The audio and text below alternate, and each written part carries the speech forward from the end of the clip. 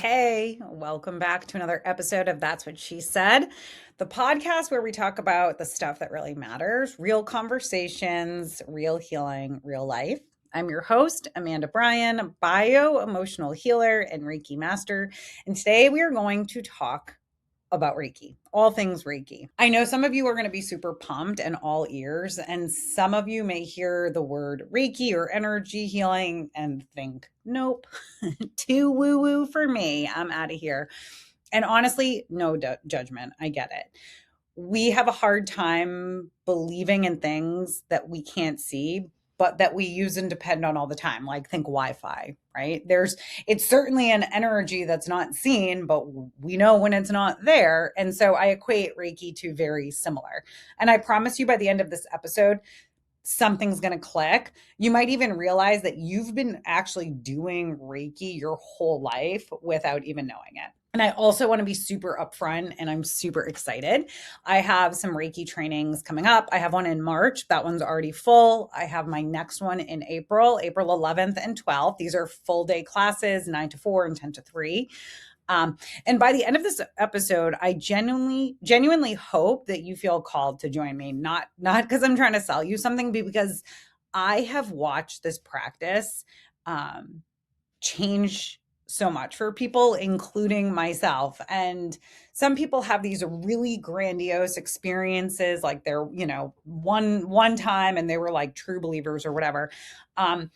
I think for me, it's a little bit different in that as I reflect back on the last 17 years that I've been practicing Reiki, I can look back and see like, oh my gosh, how much it really did help me. And how much I'm still using it to every single day, every morning and every night. Okay, so let's get into it. So I invite you to think of Reiki as a language. And this is how this episode came to me. I have been thinking about Reiki for years.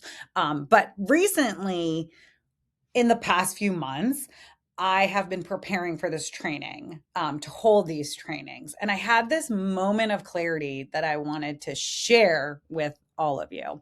So my family and I recently spent some time in Puerto Rico, and it was such a wonderful experience. We traveled off the resort often, enjoy the culture and to see certain things. And someday I will do a podcast episode on Puerto Rico and my roots. Don Pedro is an ancestor of mine, and we went to a park that was dedicated to him. So he was the president of the Nationalist Party during the Truman administration. So he was was trying to keep Puerto Rico sovereign and not absorbed by the United States. Didn't work out that well. Okay, but back to Reiki.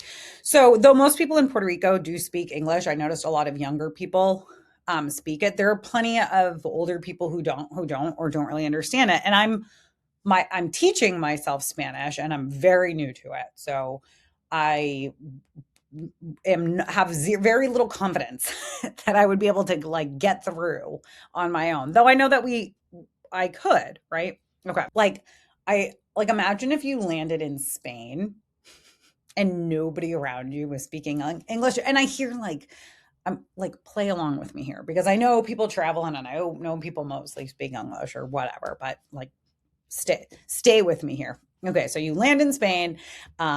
Nobody around you is speaking English, and you need to get somewhere, or you need something, or you need to order food.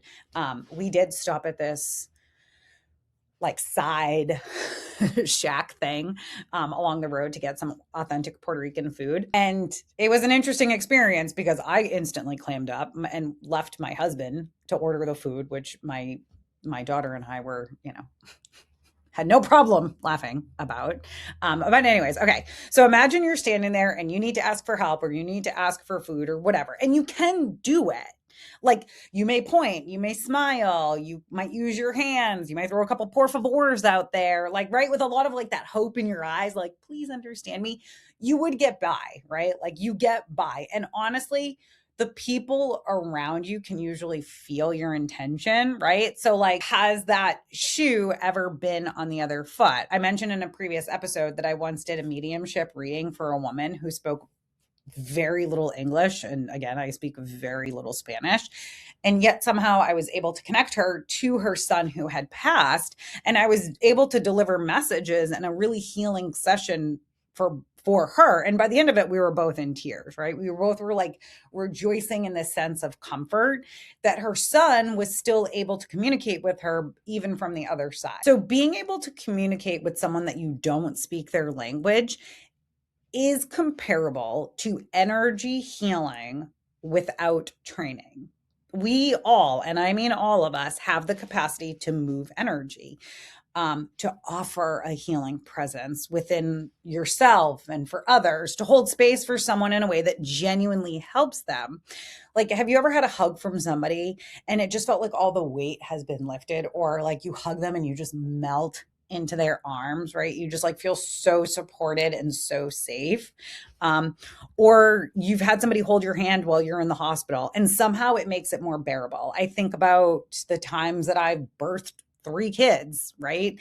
And having my husband there by my side, even if it was just looking at him or knowing that he was there, it gives you that sense that you can go further, right? You can push past the pain. You can push through it. Again, just by his energy, just by that presence gives you the boost that you need. And that's real. That's energy. That's you communicating across a language barrier and still getting through. So now imagine that you land in Spain and you've actually learned Spanish. Think of the confidence that you would automatically feel. Like, imagine you took the classes, you did the homework, you practiced, you had an understanding of the grammar, and suddenly you're not just like surviving with hope, but you're thriving, you're connecting, you're communicating. You can have real conversations in Spanish and in the language of energy. You can ask for exactly what it is that you need, and you can understand what's being said back to you. And that is what Reiki training is. That is the gift. And Reiki cannot hurt. It can only help. And right now, this world needs a lot of our help. I was listening to a podcast yesterday on Reiki, and the gentleman speaking had extensive knowledge and experience with Reiki. The host I kind of stumbled upon the podcast, right? There are no accidents. The host was a student of his from like a long time ago. She was interviewing him, and it sounded like things in his life had really changed a lot. He had once lived in Japan and traveled and taught thousands and thousands of people Reiki. The host was saying something about how in this particular moment in history, we can no longer identify as right or left or blue or red or whatever. Like, we're at a time where we need to be coming together. And what was so interesting was that he used this comparison that if you were to travel outside of space, right? If you were to come all the way out, zoom all the way out, and you saw Earth, right? You saw the planet, you saw this one planet amongst, all these other ones or stars or whatever. And you wouldn't see countries, you wouldn't see languages, you wouldn't see religions. You would see this one entity, right? And you and I are standing on that entity, similar to, he said, like cells within the body. So it was this really beautiful and interesting perspective that I invite you to hold with you for the next few weeks as we navigate through Mercury retrograde and eclipse energy. This is a really wonky time, and being in the present moment really is the best way to navigate it. And again, holding on to that collective knowledge that we're all connected, that there really barriers really are man-made. And Reiki is not just something that I give to you, right? It's something that's already inside of you. It's something that already have access to at any time, right? It's like the water that it helps to make up part of our body. I'm in one of the Reiki trainings, in one of my notes that I plan to use to speak about is how there's so many different ways. Like, since I've been diving deep into different lineages of Reiki, and I've found that there's like over 300 different styles of Reiki now. And I was thinking about like how I would communicate this to my students. And the way that I thought of it was like Reiki, it's like, think of Reiki as chicken noodle soup. And the Reiki part is the water. That's the broth. And everybody else that has passed this lineage on or has taught or whatever has added their own version to make a chicken noodle soup. And there's so many different ways to make a chicken noodle soup. Another way to think about Reiki is like a telephone call. We all have this universal energy, this life force that runs through us, and scientists will call it different names. Ancient traditions have been naming it for thousands of years. Prana, chi, ki, it's all the same thing. It's energy that animates you.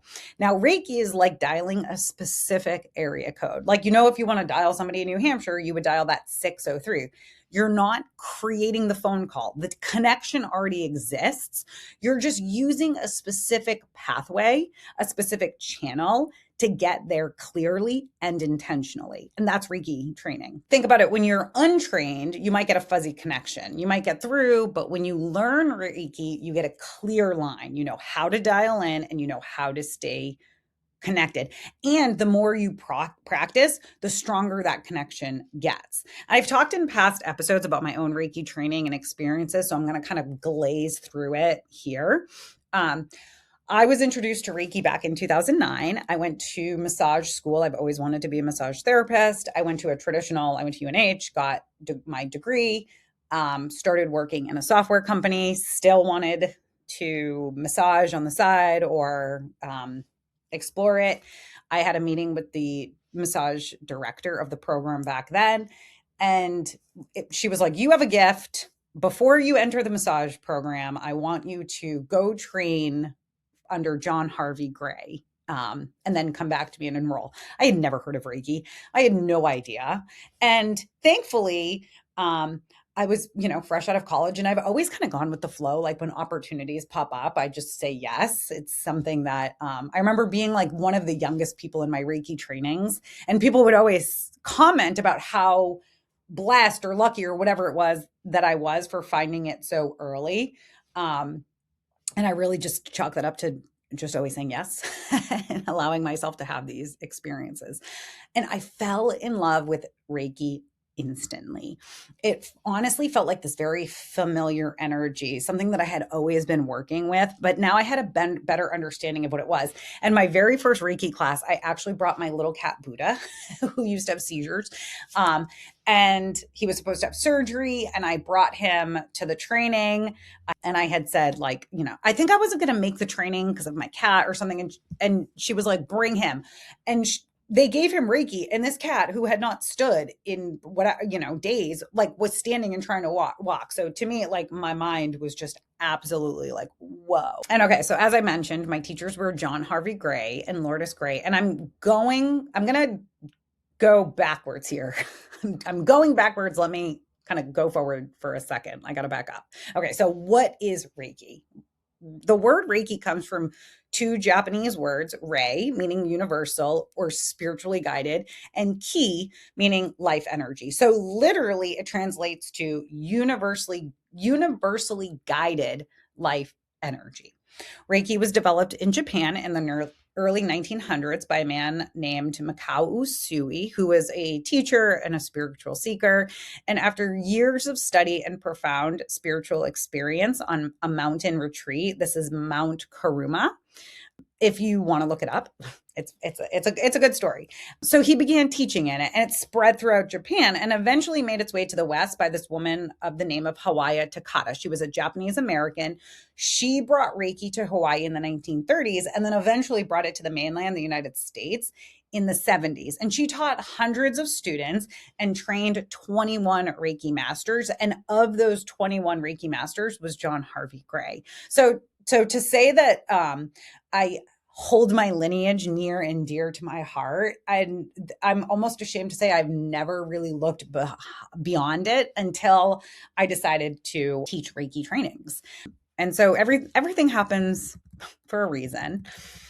So Takata found Reiki when she was like a really sick single mom of two, and it like forever changed her life. She had this really like profound experience of, she was like on a surgery table, and heard that there was another way for her to heal, and said something to the surgeon. The surgeon's sister knew of Reiki, knew of Mikao Usui, and so kind of arranged for her to meet him. And she responded so well and got her health and her vitality back so much, she begged to be trained in it. And actually Japanese were not, like, they did not want to train her at all. But but they did, right? And thankfully they did. She added her own version to the chicken noodle soup as well. So Takata found Reiki when she was, really sick. John would often talk about how Reiki changed his life. He was more like in his 50s when he found it. He had already kind of been in the service and been married and worked. He was a very stressful white collared worker, right? Had a lot of I think very familiar or similar to today, like a lot of anxiety, a lot of pressure, probably anxiety, depression, and he found Reiki in his 50s, and it was something that enriched him and improved all facets of his life. And then again, I reflect on my own experience with Reiki now of over 17 years and how much I've leveraged it on a day-to-day basis. I wouldn't say I had some big drastic experience with it, but rather, as I sort of stumbled and found it empowering during a time in my life when I was, really feeling very powerless. When you're early in your 20s, you're still people pleasing, you're still wanting to. I've heard people say that Reiki is going to save the world, and I truly believe this. So, this practice has its roots, it has its history, its core, and Reiki is a gentle, non invasive treatment. At its core, it's a practice where the practitioner channels universal life energy through intention and light touch or no touch at all, right? This is to help support the recipient's natural healing process on all levels: physical, emotional, mental, and spiritual. Now, I get this all the time. How does energy get from me to you? Doesn't. It's a great question.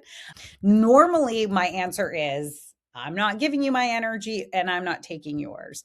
Science is catching up to what healers have known for centuries, and that's that the human body generates measurable electromagnetic fields. Your heart, for example, generates a field that can be measured up to 3 feet away from your body. So when I'm checking somebody's physical vitality, this is when they're laying on my table, I bring my hands up over their heart space and I just feel down into their aura. And that gives me information. How well is this person doing? How are they holding on to their energy? Are they right? Is their aura nice and big and healthy and expansive, or are they tired, depleted, right? Like, what is it that they need from us? So, but think about that. Your heart generates an energy, a magnetic field, like up to 3 feet away from you.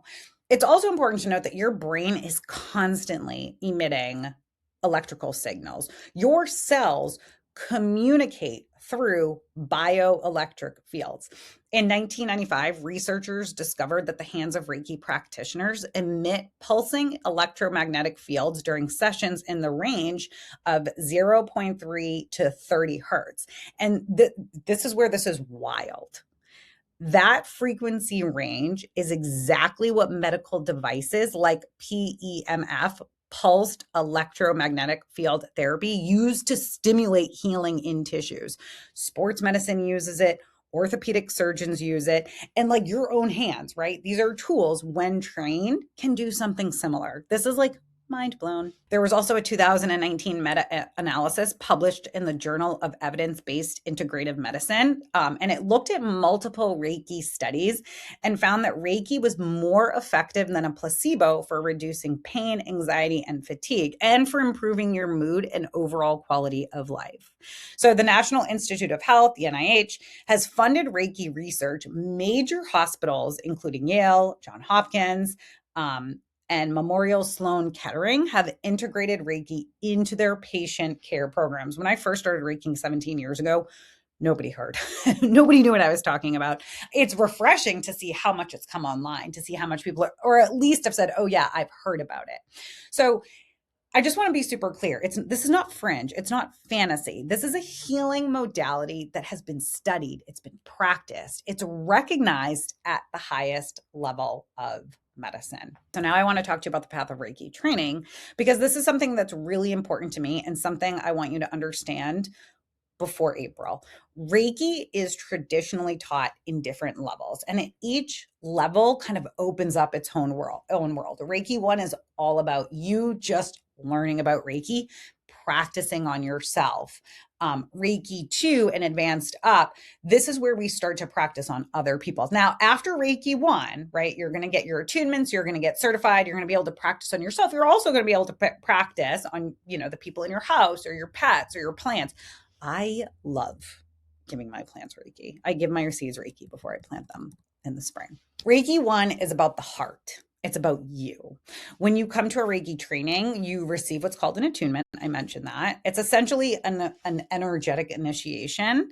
It's a change of blueprint. It's a clearing and opening of your channels. And then you learn the foundational hand positions for treating yourself. I recently had the experience of having someone who had done Reiki training online. She wanted to come in and practice on me a little bit. And it was great. And then after I had given her a physical attunement, because she had done all of her stuff online, and so I gave her and I was just curious too, right? Like, I'm still very curious about everything. So I wanted to see if there was any of a difference. Like, she already knew what she was doing. She was already very natural at channeling energy healing. She gave the treatment, and then I gave her the attunement, and I had her put her hands on me, and like, holy Batman, it was so intense. So that, right, I was that sold, added to cart. And I want to be really clear and transparent about this. Reiki, this is not like a constellation prize. Reiki is not just like, you begin here and you go through the steps, right? And then you get to the real stuff. Self Reiki is profound. It's empowering. I've always loved the idea of owning my own health, of having my own health in my hands, empowering myself, being able to take the best care of myself and my family and my children. And self Reiki is the foundation of that, because you can't pour from an empty cup. You cannot hold space for someone else's healing if you're depleted, if you're closed off, or if you're running on fumes.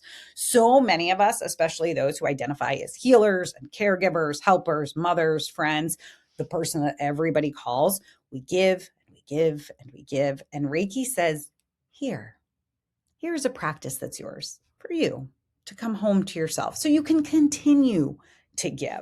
I practice Reiki on myself every night before bed. I usually fall asleep giving myself Reiki, which is beautiful because the energy still flows. And first thing in the morning, I give myself a Reiki treatment before I get up, or while I'm listening to the sounds of my house getting up. And I notice big time when I skip these rituals, like being on vacation, right? You kind of pop up out of bed, you're ready to go. But I noticed I'm more irritable, I'm more anxious, I might even be more judgmental. When I skip my self treatments, I notice it right away. And when I stay consistent with my Reiki practice, I sleep better, I feel more regulated, I feel more connected to my intuition, and I process emotions more steadily rather than storing them in my body. And I think that's such an important tool for us to have right now, as we're really have been on survival mode, right? There's just been a lot of like, our nervous system hasn't really been able to regulate or slow down in the past decade, feels like, or in quite some time. So now here's the actual physiology behind Reiki, because as much as I love my woo, I love my science, like, equally. And studies have shown that Reiki activates the parasympathetic nervous system. So this is your rest and digest, the opposite of your fight, flight, fawn, freeze. So your cortisol levels drop, your heart rate variability improves, and your body can actually do what it's designed to do, which is heal. A 2010 study published in the Journal of Alternative and Complementary Medicine found that Reiki produced a significant greater reduction in anxiety and significant improvements in heart rate variability compared to both relaxation and control groups. Your body knows how to heal, and Reiki gives you the conditions to do so. So let's kind of slide right into Reiki 2. So this is where we treat others. This is where your Reiki practice expands outwards. So that will also be, I don't have one in the books yet. I just have Reiki 1 right now. I'm thinking I'll probably have a Reiki 2 in May or June. But it's important that don't, I don't want to say don't, but it's important that you learn to work with the energy before you progress to the next one. I think there's supposed to be so many days and hours in between attunements. Anyways, so Reiki 2 is where you expand outwards, you receive more advanced attunements, and you also learn Reiki sacred symbols. And these are energetic tools, almost like keys, that allow you to deepen and direct the energy in very specific ways. In Reiki 2, you learn how to do distance healing. So it's very similar to prayer, where you send Reiki to other people. I had a lot of fun with this one during my mastership, which I did during COVID. And I would ask people, can I give you a distance Reiki treatment? So I would like text them or get on the phone and be like, okay, get comfortable. begin giving them the treatment, and I would say, like, if I was adding crystals, like, right, I would be like, oh, how does that feel? And I would add a crystal and say, okay, now how does that feel? And they would be like, oh, that feels so good. Or, oh, I feel like really heavy. So I would take it off.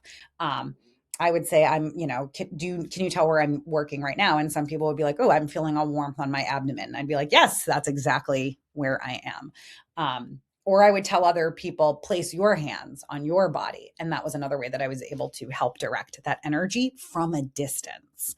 So this is ascending Reiki across past, like, space and time, right? You can even give Reiki to the moment of your birth and change your timeline. It truly is a wonderful tool. This sounds very out there, right? But look into quantum physics. Quantum physics just entered the chat. Time and space is an illusion. I will say it until I am blue in the face.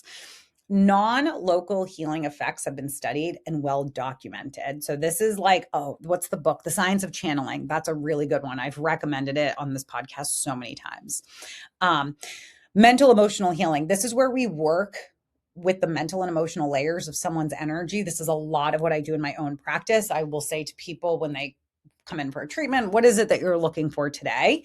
And then when I'm giving them the treatment, I'm able to use the symbols and mantras in order to help facilitate whatever that person is. It could be that they want to study more for a test. It could be that they want dedication to stay on their diet. It could be to have more optimism, like whatever it is. And it's not just physical. Again, we're working on goals. We're working on non-tangible things here. And working with others, like your friends, your family, and clients, you're able to work with them in a more intentional and structured way. Reiki too, I think, is where a lot of practitioners might say, like, oh wow, okay, this is real. This is the ticket, because the symbols work, because you feel them, because others feel them. And again, this is not something that you want to rush. You want to think that know that you'll be a forever student of Reiki, because the more you learn, the more you're going to realize you know nothing at all. And that's perfectly fine. There is literally no need to rush Reiki or Reiki training. It doesn't rush. It drives me crazy when I hear that Reiki's been done in one day, right? Or in a 90-minute class, or in a couple hour session, whatever it is. Reiki, and it's part of why I decided to start training as well, because I was hearing so many things and felt like I was being people were coming to me anyway. So I figure, well, just let me teach you. Let me give you what I know. And Reiki is not a destination. It's a direction. It's a lifelong practice, and it needs time to settle into your being. You need time to develop a relationship with this energy, with this Reiki healing. Think about it this way, kind of going back to the, Spanish, going to Spain. You wouldn't take one semester of Spanish and immediately try to write your dissertation in Spanish. You'd practice, you'd speak, you'd make mistakes, and you'd laugh. And you would try again. And slowly, the language would become yours. And Reiki is the same. The more you practice, the more you can channel, the clearer the connection, and the deeper the work goes. So I want to shift gears again here just a little bit. I often hear, I think I'm already doing Reiki. And to that, I say, yes. I believe we all have this capacity. Some people are naturally more attuned to it. They've always had warmer, energetic hands. People gravitate towards them. When they're upset, they can walk into a room and sense energy. They're empaths, right? Like, maybe that's you. Maybe that's somebody that you love or somebody that you know. It's that, and that natural ability is beautiful and real. But what training adds is intention. It adds precision. It adds a way of saying, I'm not just sending my energy, I'm channeling energy. I'm channeling something much larger than myself, something that it knows exactly what this person needs, and I can just get out of the way. I just have to be the conduit here, right? No pressure. Ground this a little bit into my massage work. We have a saying in massage where you move at the speed of fascia. It's very, very slow. Fascia is that connective tissue it's a pathway of all sorts of signals and reactions, reactors, connections. It's why something down in your left hip is causing pain in your right shoulder. It connects all the pieces of us together, our muscles, our joints, our bones, our blood. And just by bringing awareness to the area, by placing your hands on someone, they automatically start to release and heal in that space. I see it every day for the past 15 years that I've been a massage therapist, just by putting my hands on somebody. Similar to like when I teach in yoga classes, when you use the ujjayi breathing, that's that ocean sounding breath or Darth Vader sounding breath where you pinch off the vocal cords at the back of the throat. This is extremely therapeutic, not only for yourself, but for the person next to you that can hear it. So just by breathing, just by existing, you're helping to heal the person next to you, right? It's because we're all connected. We're all here helping one another to heal as we heal ourselves. And that's another beautiful way that energy works. We attune our energy to what's around us. I taught at my daughter's school, and I'm forgetting what it's called. It's not Newton's law, but it might be. I don't know. But it's when people have those like, like the ball on the like the TikTok, right? Not the TikTok that we go on, but right. If you have a bunch of those, eventually you put them together and they all start syncing up, right? They all start swinging the same way. It doesn't matter. You've started them at different times. They're eventually going to sync up. So if you've been practicing yourself Reiki and you're vibing at that high frequency, just by being you, just by walking into a room, you can't help but positively uplift, impact those around you. You are the gift that this world needs right now. And imagine if like a bunch of us were just, walking around and helping to uplift others and inspiring them to do that on their own. And there's another layer. As you can see, Reiki is not only a tool, but it is similar to traditional yoga in that it's a lifestyle. It's a way of existing in the world, safer, more helpful way. It's why training is so important, because when you heal without training, sometimes what you're sending out is your own energy and you're not getting a very good return on investment on it. You're sending out your worry, your own desires for the person to feel better, to get what they want, your own, right? Like sometimes our help can hurt even us. And this is what can create what we call an energetic transference. You end up absorbing somebody else's stuff and you leave a session feeling more depleted, heavy, or even sick. I worked with somebody who had done a training through somebody else, and she had said that every time she practiced Reiki, she was just feeling really tired. And the opposite really should happen. The more you practice, like you can see clients all day and still feel really good and energized by the end. Because trained Reiki practitioners learn how to be a channel rather than the source of energy. The energy moves through you. You're not depleting yourself and you're not responsible for the outcome. Sometimes when we use our own energy, we attach to it. We take on that karma. You're just holding the channel open for another person, plant, animal, situation, whatever, to receive it, right? You're just the conduit. So another question that I got, which I love, is, do I have to believe in Reiki for it to work? Nope. Actually, no. And I'll tell you why. Studies that were done on Reiki in clinical settings with patients who were skeptical, who were there for conventional treatments, still showed measurable effects. They had reduced pain scores, improved mood, and lower pressure. So they could be laying there like, this is stupid, I don't believe it. And their bodies still responded, because your body doesn't need to intellectually agree to Reiki. It just needs to be relaxed enough to receive it. Okay, another one that I get a lot is, I'm a Catholic, I'm a Christian. Is it, can I still practice Reiki? That's something that I actually stumbled upon in doing some of my research that a lot of people seem to be thinking about. And I want to make this like crystal clear. Reiki is spiritual, but it's not religious in any way. And it doesn't belong to any religion. Practitioners come from every faith background: Christian, Jewish, Muslim, Buddhist, atheist, agnostics. The energy that Reiki travels, the energy that Reiki doesn't have a denomination. Another concern that I came across was, can I hurt someone with Reiki? Like, I don't want to do Reiki because I don't know what I'm doing. I don't want to hurt anyone. One I really do love, because the answer is definitely no. Reiki is guided by an intelligence greater than the practitioner, and it goes where it's needed. It never forces, and it never overrides someone's free will. So the body's going to take what it needs and leaves the rest. And that's the beauty of it. You can't force somebody's healing. You can't, like, the body, you're offering the gift, the body's going to take what it wants with it, right? Because we all have this higher self that's protecting us as well. So why now? For years, again, I've been saying I've been holding back on these trainings. And I will say I held myself back. I had my own beliefs, my own fears, my own securities. I completely held myself back. But I can no longer ignore that feeling that it's time to share and to train others. We're living in a time that is demanding so much from us. The nervous system dysregulation is rampant. Anxiety, burnout, disconnection, chronic pain that doesn't even have a clear diagnosis. These are not personal failures. These are signs that our energetic and physical systems are overwhelmed, and we have a tool that can help with that. And I believe deeply that the part of the answer is reclaiming our relationship to our own energy, to our own bodies, to practices that have been around for thousands of years, but were never taught. I think about this every single time that I sage my house. Saging roots in Native American culture. But when we whitewashed them, right, we destroyed them, we put them in reform schools, we killed them off, we took away that sacred knowledge that could have been passed down. And it's not that it died, right? We're at a time and space where we're very safe enough to remember the gifts that we all possess. Reiki is not a replacement for medical care or psychiatric care. And I want that to be uber clear. It's crystal clear.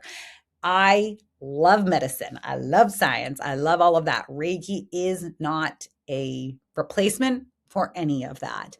Please hear that clearly. But it is an extraordinary complement to medical care or psychiatric care. And it's a tool that belongs in every person, right? Can benefit from this. Now, when I teach Reiki, this was an important one for me because this is something that I kind of experienced on my own. I'm not teaching for you to depend on me. I want you to teach you to go home, to come back to yourself, to have something that's yours no matter what. All right. So as I mentioned, my March training is full. The next training is April 11th and 12th. Both, again, are those full days, 9 to 4 and 10 to 3. And these are small, intimate trainings because, my space is small, but Reiki does deserve that space. You deserve the space to practice and learn. This is an experience. You're going to receive your first attunement and we'll practice together. And then you're going to leave with a manual and a foundation and a practice that you can use that very same night. And you're also going to receive that Reiki 1 certification. If you're on the fence, please reach out to me. Ask me your questions. I would rather you come to me with 100 questions than talk yourself out of something that could genuinely change your life. Last, I want to leave you with something that I think is the heart of Reiki, not the science, not the history, and not even the healing sessions themselves. This is the 5 Reiki principles. These are the 5 guidelines that Mikao Usui taught as the ethical and philosophical foundation of the practice. They're written as daily intentions, and I even have them on my screen. I don't know if you can see that. Okay, so they are: just for today, I will not anger. Just for today, I will not worry. Just for today, I will be grateful. Just for today, I will do my work honestly. Just for today, I will be compassionate to myself and others.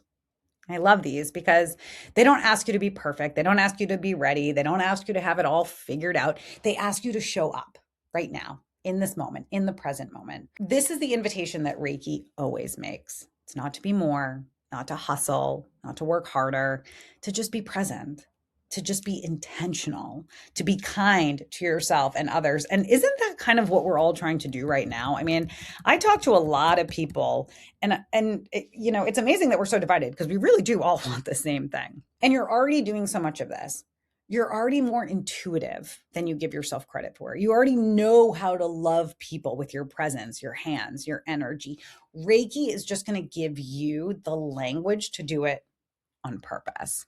All right, that's what she said, friends. If this episode moved something in you, or if you feel a little flutter or a yes, or a wait, tell me more, listen to that. This is your intuition talking, and your intuition is never wrong. I would absolutely love to see you in my training. I'll have the links in the show notes. And please, I mean it, reach out to me if you have questions. If you loved this episode, share it with someone who needs to hear it. Leave a review if you're feeling generous. It really helps this little podcast of mine out to reach more people who are ready for this conversation. All right, guys, thank you so much for being you, for being here. And until next time, that's what she said.